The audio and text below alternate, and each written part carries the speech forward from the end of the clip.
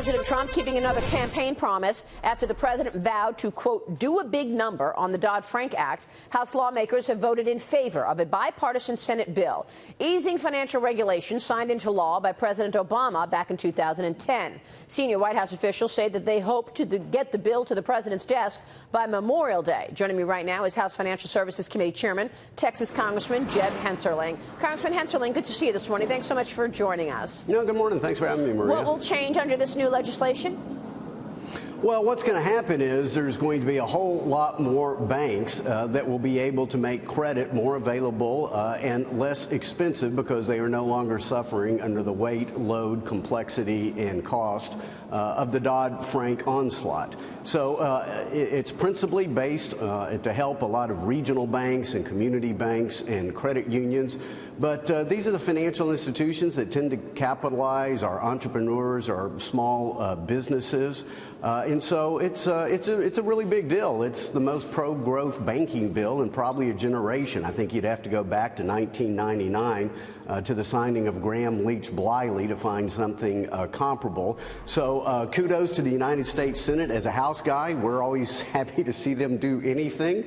It wasn't quite as robust as I had hoped, but again, my counterpart in the Senate, Chairman Crapo, deserves great accolades for the work to bring it over. And what we're hoping for is getting this thing signed, possibly this week, dealing with banking, and then moving on to the next great subject, and that is capital formation and passing what we would call our Jobs 3.0 Act, which is really geared towards IPOs or entrepreneurs and startups. Yeah, I want to get to that in a moment. But, you know, what I mentioned in the show earlier was it was just crazy to think that the bank on the corner, or your neighborhood bank, was facing the same exact regulations as a bank like a J.P. Morgan, or, you know, or Bank of America. I mean, these large banks with operations all over the world. Well, indeed, and unfortunately, the left has viewed Dodd-Frank as being chiseled onto tablets and coming down from Mount Sinai, and so many of them were loath to deal with it. Fortunately, there were a group in the Senate who were a little bit more level-headed and understood that there were a number of unintended consequences, perhaps some intended. We were losing a community bank or credit union a day in America, and as we lost them, you know, many Americans were losing their dream of owning a home, being able to buy a new car, or frankly, just even put groceries on the table. Right. People couldn't get a mortgage. They couldn't get the lending that they needed. So this is really good news. A minute ago, you mentioned Jobs 3.0 Act. What is that? Tell us what you want to do, and would that be feasible before the midterms? Well, yes, it would be feasible. We have a commitment from the Senate that they will take up a package of bills.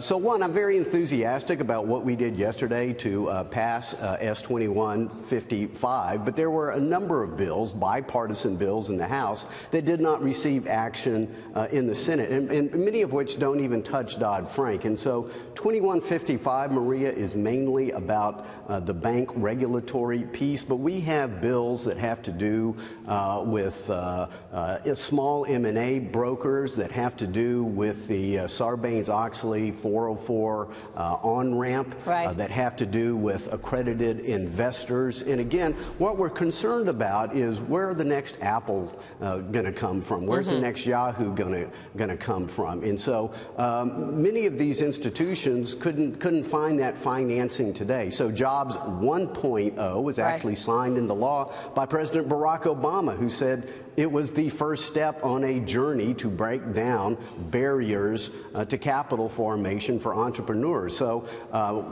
this will be hopefully the third iteration of that. I've had constructive talks with a number of Democratic senators. And so, yeah, I'm hopeful that, frankly, before the August recess, that we could come together. Again, I've got votes like 419 to 0 in the House. There's no reason that should be turned down in the United States Senate. We'll be watching that for sure. Let me switch gears. President Trump is headed to Long Island, New York today to meet with law enforcement officials. He's expected to talk about the strategy for cracking down on violent, murderous MS-13 gang members who he has referred to as animals in the past. Congressman Hensarling, MS-13 is an international crime gang, as you know, that has a presence in Texas. Yeah, absolutely. Your state. What's your take on this?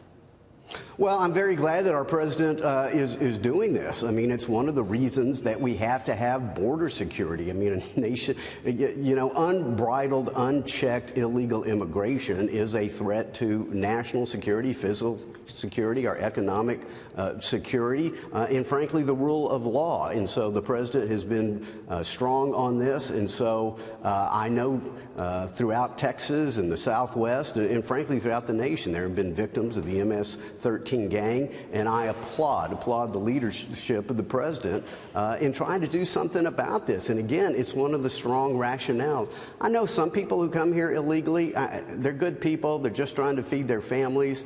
I get that, but we have to be dedicated to the rule of law, and we have to know who's coming here, because some people are coming here to do violence and push drugs upon our children and grandchildren. I mean, how about this tractor trailer?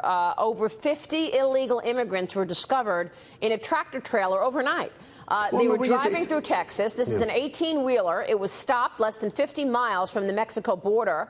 This news coming as Tennessee Congressman Diane Black is introducing a bill to help crowdfund construction of a barrier between the U.S. and Mexico. She joined me yesterday, Congressman Black, as she outlined how this legislation would work. Here's what she said. If someone wants to send in money to the federal government to help to build the wall, they can do so, but we don't have a dedicated fund for it. And so what this does is it actually dedicates a fund so that when the money is sent in, it will be in that fund and specifically be used to build the wall. I mean, when you see that tractor trailer overnight carrying all of those illegals, how can Congress combat concerns over this illegal immigration story? Well, two things. Number one, kudos to Diane Black. It's a very original idea. And going back to the earlier story, crowdfunding is something that came out of the Jobs Act. But I got to tell you, it just tugs at your heart. As a border state congressman, I've been to the border. I've met with our Border Patrol. It is dangerous. It is so dangerous for these people to attempt these illegal crossings. And they're thrown in with some of the worst of society in these coyotes. And so it's tragic how these people get crammed in to these very dangerous conditions as they try this perilous crossing. And so we've got to send the message, you're not getting across. Don't even try it. It's not worth it. There is a legal way to come to America, and we will open the door for people who love freedom and want to work hard and come here the legal way. But otherwise, do not try it, because we're not going to let you in. All right, Congressman, let me ask you before you go real quick on the phase 2 of the tax plan, making the personal tax cuts permanent. Are you planning on getting that done before the midterms? Oh, Marie, I don't quite know what the timing of that is. That's in the Ways and Means Committee, not in the House Financial Services Committee. But listen, we wouldn't be here without the leadership of our Speaker, without my fellow Texan, Kevin Brady, the chairman. I know he's working on it hard. I just don't know the exact timing of it. But for me, the sooner the better. Congressman, good to see you this morning. Thanks so much. Thank you. Jeb Hensarling joining us this morning in D.C.